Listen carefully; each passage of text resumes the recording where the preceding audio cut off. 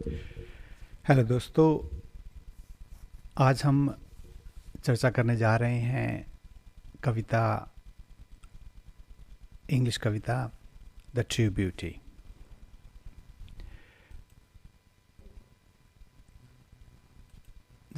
The true beauty के कवि हैं थॉमस कैरी।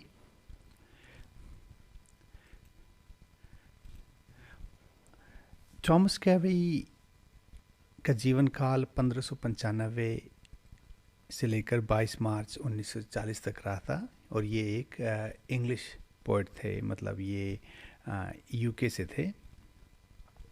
और दोस्तों, एक बात मैं यहाँ पे आपको बताना चाहूँगा कि थॉमस कैरी, वैसे इनका नाम जिस तरीके से लिखा जाता है उसको देखते हुए लगता है कि इनके नाम का उच्चारण शायद थॉमस कैरियू है, लेकिन ऐसा नहीं है। इनका जो लास्ट नेम है CAREW, उसका उच्चारण कैरी के रूप में होता है। और जैसा कि आप जानते हैं कि इंग्लिश में कई बार होता है कि लिखा एक तरीके से जाता है और उसका उच्चारण दूसरी तरीके से होता है, तो यही बात यहाँ पे भी इनकी लागू होती है। तो चलिए आइए देखते हैं कि इस कविता में कवि क्या कहना चाहते हैं। तो ये कविता में कुल मिला के 2 स्टैंजर्स हैं, मतलब 2 पद हैं, और इन दोनों पद में कवि ने कंपेयर किया है कि जो सच्ची सुंदरता है वो क्या होती है। तो पहले पद में कवि ने भौतिक सुंदरता, या जो जिसे कहते हैं जो बाहर की जो सुंदरता होती है, जो हम देख सकते हैं, उस सुंदरता का वर्णन किया है। और दूसरे पद में कवि ने आंतरिक जो सुंदरता है, जिसे हम देख नहीं सकते लेकिन उसे हम महसूस कर सकते हैं, उस सुंदरता का वर्णन किया है, उसका कंपैरिजन किया है। तो तुलनात्मक रूप में कवि ने दोनों को तौलने की कोशिश की है, और अपना जो है अपना ओपिनियन जो है आपके सामने रखा है। तो चलिए पहला पद हम शुरू करते हैं। तो पहले पद में कवि कहते हैं कि ही that loves a rosy cheek और a coral lip admires or from star-like eyes doth seek fuel to maintain his fires. As old time makes these decay, so his flames must wave away. So his flames must waste away. तो इस कविता का, इस stanza का भावार्थ ये है कि वो एक इंसान जो किसी इंसान से, तो यहाँ पे जहाँ तक आपको भी लगता होगा कि यहाँ एक फीमेल व्यक्ति की प्रशंसा या का उदाहरण दिया गया है कि वो व्यक्ति जो किसी दूसरे व्यक्ति से इसलिए प्यार करता है क्योंकि उसके गुलाबी गाल हैं, या फिर वो उसके मूंगे जैसे होंठ को पसंद करता है, या उसकी सितारों जैसी आंखों में तलाशता है अपने अंदर की जो अगन है, अपने अंदर की जो ऊर्जा है, उसको बनाए रखना वो उन आंखों में जो है तलाशता है।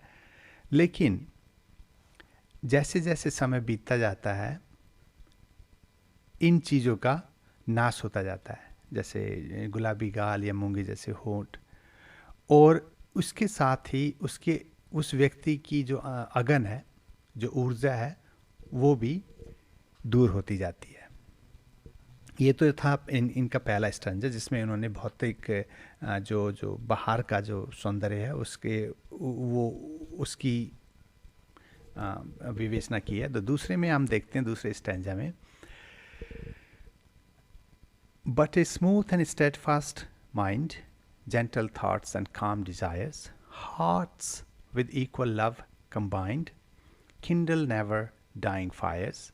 Where these are not, I despise lovely cheeks or lips or eyes. अब इस दूसरे पद में कवि कहते हैं कि लेकिन दूसरी तरफ एक नरम और दृढ़ मन, जिसमें सज्जन विचार हों और जिसकी इच्छाएं शांत हों, जिसमें समान प्रेम से भरा हुआ संयुक्त दिल हो, वो ऐसी अग्नि को जलाता है जो कभी नहीं मरती। और आगे कवि कहता है कि जहाँ पे ये चीज़ें नहीं हैं, मतलब जहाँ पे नरम मन नहीं है, सज्जन विचार नहीं है, शांत इच्छाएं नहीं है, अगर वो नहीं है तो मैं सुंदर गाल, होंठ या आँखों को पसंद नहीं करता। तो चलिए अब इन दोनों को कंपेयर करके हम देखते हैं कि आखिर इस कविता का भाव क्या है। जैसा कि आप समझ ही गए होंगे कि कवि दो तरीके की सुंदरता का विवेचन कर रहे हैं यहाँ पे। वो कहते हैं कि अगर कोई व्यक्ति इसलिए किसी से प्यार करता है कि वो बहुत सुंदर है, उसकी आंखें सुंदर है, उसके गाल सुंदर हैं, उसके होंठ सुंदर हैं, तो ऐसी सुंदरता समय के साथ साथ ख़त्म होती जाती है।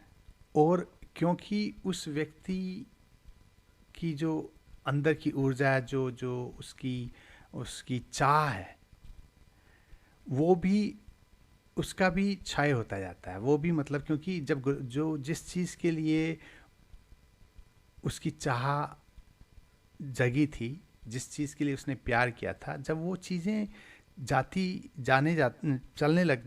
दूर होने लगती हैं, तो उसके साथ ही उसके अंदर की जो चाह है वो भी मरने लगती है।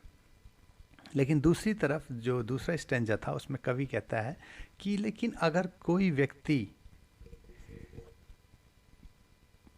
मन में समाई हुई सुंदरता, आत्मा में समाई हुई खूबसूरती को पसंद करता है, तो ये जो सुंदरता है ये हमेशा के लिए बनी रहती है। ये समय भी इसको दूर नहीं कर सकता, इसका नाश भी नहीं होता। तो कवि अपनी कविता का अंत में कहते हैं कि अगर ऐसी आंतरिक सुंदरता नहीं है तो मुझे इन गुलाबी गालों या मूंगे जैसे होंठ की सुंदरता भी पसंद नहीं है।